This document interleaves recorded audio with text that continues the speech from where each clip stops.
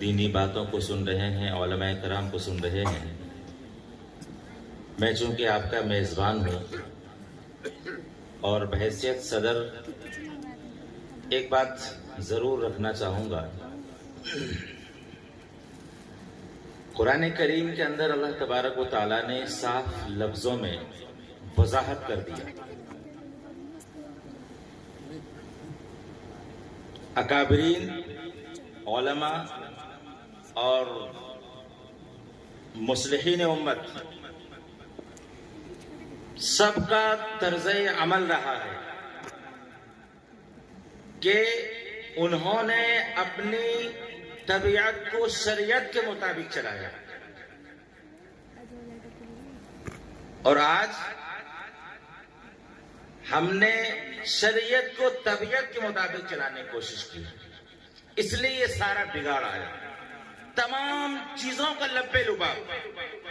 اگر ہم دوبارہ اس روئے زمین پر وہی انقلاب دیکھنا چاہتے ہیں جو انقلاب صحاباؤں نے اس روئے زمین کے آنے والی ہر نسلوں کو دیا، اگر ہم چاہتے ہیں، سورج آج بھی وہی ہے، چاند آج بھی وہی ہے، شریعت آج بھی وہی ہے جو کل تھی، قرآن آج بھی وہی ہے جو کل تھا، خدا آج بھی وہی ہے جو کل تھا، لیکن آج ہم نے اپنے نظام زندگی کو بدل دیا۔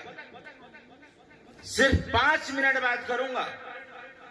او عبد الرحمن، عبداللہ، زینب و رقیہ نام رکھنے والا سن لو، اگر تمہارا اخلاق و کردار، اگر تمہارا نیچر اور اگر تمہارے پروگرام سے جو تم کرتے ہو، جو تمہاری تقریبات ہے، اگر شریعت کے مطابق نہیں ہے، ہوگا تمہارا نام علی گڑھ کی رجسٹر میں، مسلمانوں میں، لیکن نبی کی فہرست میں تمہارا نام نہیں ہے۔ نام ٹھیکیدار صاحب، سنت پر عمل کرنے والے، سجدہ کرتے کرتے پیشانی پہ داغ آ گیا، اور جب بچی کی وہ شادی کرتا ہے، بیٹے کا وہ نکاح کرتا ہے، تو شریعت سے ہٹ کے کرتا ہے۔ اللہ کے رسول نے جب معاذ بن جبل کو یمن کے گورنر بنا کے بھیج رہے تھے، اللہ کے رسول نے اونٹ کی نکیل پکڑ لی اور کہا، اے معاذ، یمن کے گورنر بن کے جا رہے ہو، وقت کے حاکم بن کے جا رہے ہو، کیسے فیصلہ کرو گے؟ حضرت معاذ بن جبل نے فرمایا، بکتاب اللہ و سنت رسول اللہ و اجماع الصحابہ و استحد برائی، اللہ کی کتاب سے، سنت رسول سے، اجماع صحابہ سے، اور بعد میں اجتہاد۔ اس کے بعد نبی نے ایک وصیت کی، اے معاذ واتقی دعوت المظلوم، اے معاذ مظلوم کی آہوں سے بچنا، مظلوم کی ہائے سے بچنا۔ میں اس شخص سے پوچھنا چاہتا ہوں جن کو اللہ نے دولت سے نوازا ہے۔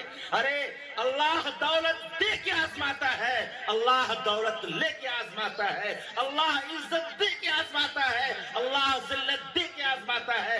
آج تمہارے پاس روپیہ پیسہ ہے، آج تمہارے پاس دولت ہے، تم اپنے بیٹی کی شادی کے لیے محلے کی گلیوں کے سڑکوں کو، راستوں کو بند کر کے اپنے بیٹیوں کو جہیز کی نمائش کرتے ہو۔ یاد کرو، کیا تمہارے محلے میں کوئی غریب لڑکی نہیں ہے؟ کیا تمہارے محلے میں کوئی غریب باپ نہیں ہے کہ جب وہ غریب لڑکی اس راستے سے گزرتی ہے، اس سیدھا فریاد کرتی ہے، اے میرے خدا بتا تو نے مجھے غریب کیوں پیدا کیا، غریب گھرانے میں کیوں پیدا کیا، اس معاشرے میں کیوں پیدا کیا جس معاشرے میں لڑکیوں کی شادیوں کے لیے لاکھوں لاکھ روپے کا انتظام کرنا ہوتا ہے۔ میرا باپ غریب ہے، میرا باپ جب صبح اٹھتا ہے ٹفن باندھ کر کے بوجھل قدموں سے میرے انتظامات کے لیے جاتا ہے۔ میرے خدا تو نے مجھے غریب کیوں بنایا ہے؟ یاد رکھنا، اگر کسی غریب کی لڑکی کا دل دکھ گیا، دل ٹوٹ گیا، ہائے لگ گئی، وہ شادی خانہ آبادی نہیں، وہ شادی بربادی میں بدل جائے گی۔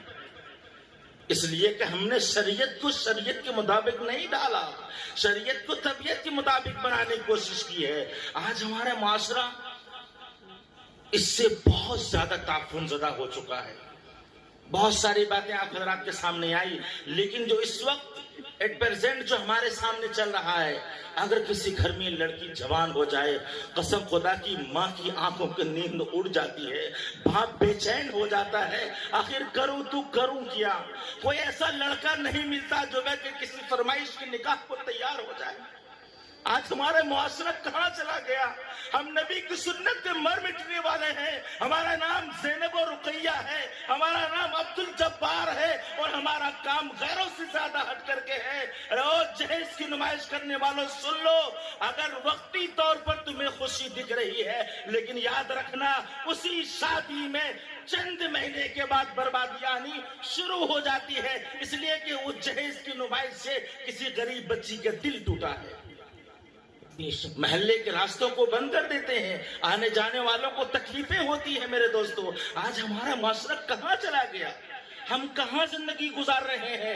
کس ماحول میں ہمیں اپنے آپ کو رہنا چاہیے تھا، اور ہم نے کیا کر دیا ہے؟ میرے بھائیوں، چھوڑ دو شادیوں فضول خرچ کرنا۔ اللہ کے رسول نے فرمایا، ان اعظم النکاح برکۃ وایسرہ مؤونۃ، سب سے اچھی شادی، سب سے اچھا نکاح وہ ہے جس میں خرچ کم سے کم ہو۔ شریعت کہتی ہے خرچ کم سے کم ہو، اور فلاں ٹھیکیدار ملک صاحب کہتے ہیں مولوی صاحب نہیں، فلاں ملک صاحب نے 22 لاکھ خرچ کیا ہے، میں کیا کم ہوں، میں 25 لاکھ روپے خرچ کروں گا۔ یہ شریعت نہیں ہے، یہ طبیعت ہے، اور جس نے طبیعت کو شریعت کے مطابق بنانے کی کوشش کی میرے دوستو، وہ نام کا مسلمان ہے، کام کا مسلمان نہیں ہے۔ اس لیے آج سے یہ وعدہ کیجئے، سارے امور میں شریعت کو فالو کیجئے۔ باتیں بہت ساری آ چکی ہے، ہم زیادہ دیر شمع خراشی کرنے کی نیت ہی نہیں ہماری، اس لیے کہ اللہ رسول کی باتیں ہمارے سامنے آتی رہتی ہے، بس مقصد اتنا ہے کہ ہم عمل کرنے والے بن جائیں۔ بس آج آپ وعدہ کیجئے اس مدرسے کے پروگرام کے ذریعے سے، اور علماء کرام کے اکابرین ان کے ورود مسعود کی برکت سے، کہ آج سے اور صبح سے انشاءاللہ اپنی طبیعت کو شریعت کے مطابق بنانے کی کوشش کریں گے، انشاءاللہ۔ اللہ کی ذات گواہ ہے، اس کالی پیلی رات میں ہم سب نے مل کر کے اللہ کو گواہ بنایا ہے۔ یا اللہ، ہماری زندگی اگر باقی رہے گی، اگر ہم صبح صحیح سلامت اٹھ گئے، تو ہم انشاءاللہ ثم انشاءاللہ اپنی زندگی کو شریعت کے مطابق بنانے کی کوشش کریں گے، انشاءاللہ ہمارے سارے پچھلے اگلے گناہ کو معاف کر دیا جائے۔ ٹھیک ہے بھائی، اس چیز کا وعدہ کرتے ہیں۔ ایک اور اعلان کہ کل جو ہے ختم نبوت کا پروگرام آپ کی گوشت والی گلی میں ہے۔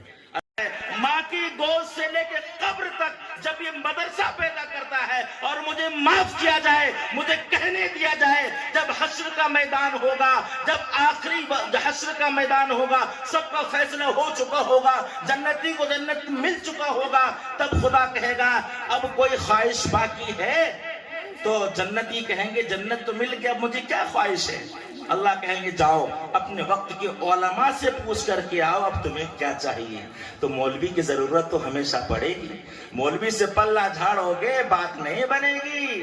دھیان رکھیے گا، بچہ پیدا ہونے سے لے کے وفات تک، اور وفات سے لے کے حشر کے میدان تک ان مولویوں کو ضرورت پڑے گی۔ اس لیے ہمیں مولاناؤں کی دامن کو نہیں چھوڑنا ہے کہ ہم آپ ہی مجھے جنت میں لے کے جائیں گے۔ یہ کب ہوگا؟ جب کہ آپ ان سے محبت رکھیں گے، ان سے انسیت رکھیں گے، تو وقت کے علماء سے پوچھا جائے گا، تب علماء کہیں گے آپ جس دور میں زندگی گزاریں گے اس دور کے علماء کے پاس آپ جائیں گے، وہ کہیں گے جاؤ خدا سے کہہ دینا کہ اپنا دیدار کرا دے، اپنا دیدار کرا دے۔ بتاؤ، جنت بنانے والے کا ہی دیدار ہو جائے تو کتنی بڑی سعادت مندی کی بات ہے۔ اس لیے بھائی ہمیں علماء کی قدر کرنی ہے، اور ان یہ حافظ قرآن جو بچے ہوئے ہیں، ان کے سینے میں قرآن ہے۔ اللہ تبارک و تعالیٰ قرآن کریم کے مطابق ان کی پوری زندگی ان کو گزارنے کی توفیق عطا فرمائے۔ ہمارے محلے میں ہر گھر میں حافظ قرآن پیدا ہو۔ اللہ تبارک و تعالیٰ ہم سب کے تمام صغیرہ کبیرہ گناہوں کو معاف عطا فرمائے۔